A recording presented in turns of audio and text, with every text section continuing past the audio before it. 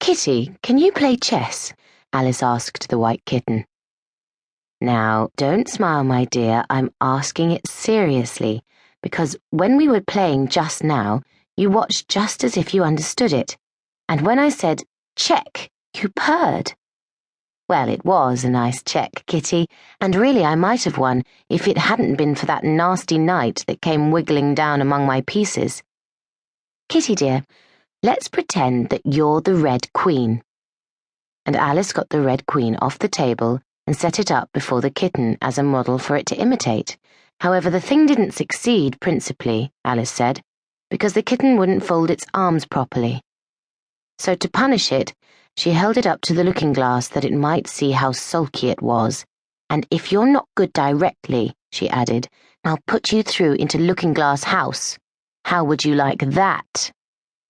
Oh, Kitty, how nice it would be if we could only get through into Looking-Glass House. I'm sure it's got such beautiful things in it. Let's pretend there's a way of getting through into it somehow, Kitty. Let's pretend the glass has got all soft like gauze so that we can get through.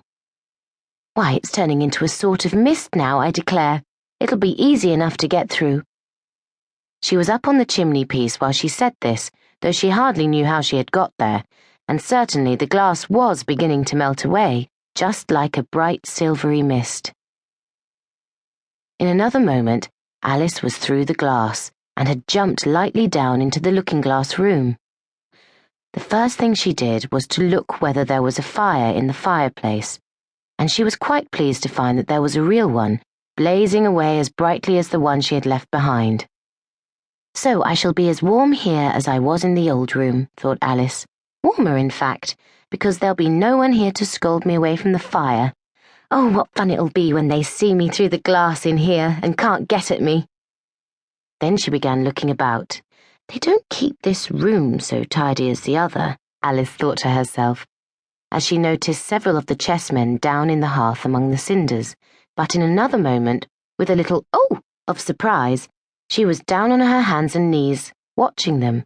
The chessmen were walking about, 2 and 2. Here are the Red King and the Red Queen, Alice said, and there are the White King and the White Queen sitting on the edge of the shovel. And here are 2 castles walking arm in arm.